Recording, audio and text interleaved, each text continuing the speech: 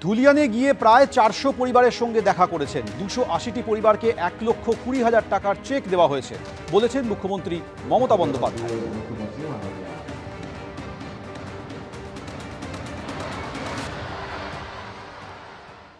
আমরা ধুলিয়ানে গিয়েছিলাম দাঙ্গা কবলিত মানুষের প্রায় 400টি পরিবারের সাথে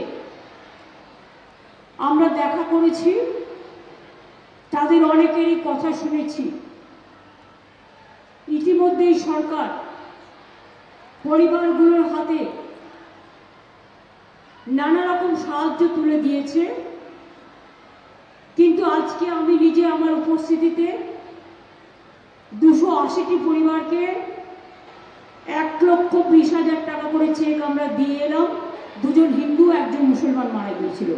হিন্দু পরিবারের জন্য আমি তাদের বাড়ি দিতে চেয়েছিলাম, কিন্তু তারা ছিল না বলে দিতে পারিনি, কিন্তু আমি তাদের টাকাটা রেখে দিয়েছি, যে দিন ইচ্ছে তারা নিয়ে নিতে পারে।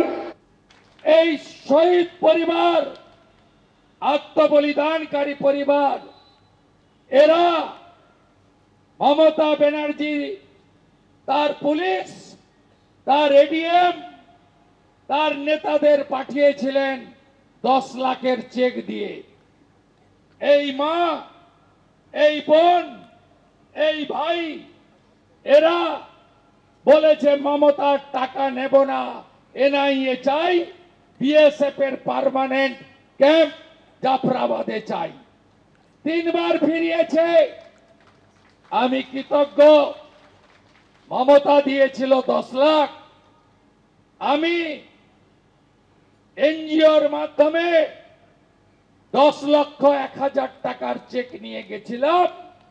দুটো পরিবার গ্রহণ করে বুঝিয়ে দিয়েছে হিন্দু কারা, আসল হিন্দু কে, আর জালি হিন্দু মমতা ব্যানার্জি। সুতির সভা থেকে এদিন বিজেপিকে সরাসরি নিশানা করেন মমতা বন্দ্যোপাধ্যায়। বিজেপির কথায় প্ররোচিত হবেন না, ভাগাভাগি করবেন না। আমি দাঙ্গা দেখতে চাই না, আমি দাঙ্গার বিরুদ্ধে। বাইরে থেকে লোক এনে দাঙ্গা করায় প্ররোচনায় পা দেবেন না। কেউ দাঙ্গা করলে দিদি তাদের সঙ্গে থাকবে না, বললেন মমতা বন্দ্যোপাধ্যায়।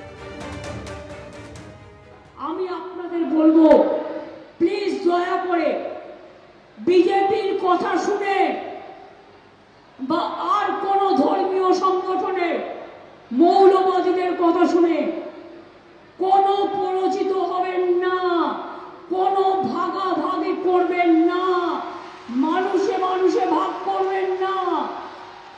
আপনারা যদি মানুষে মানুষে ভাগ করেন, তার থেকে আমাকে আমার গলাটা আমার হৃদয় থেকে বাদ দিয়ে দিন, আমি সবচেয়ে খুশি হব।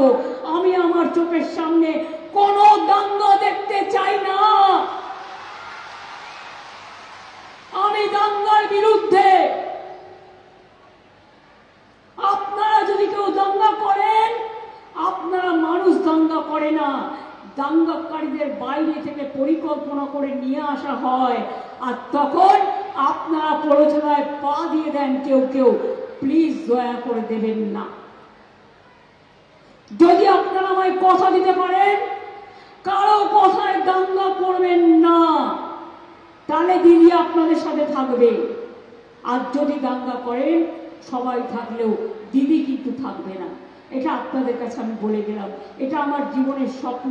আমি আলো দেখতে চাই, আমি অন্ধকার দেখতে চাই না।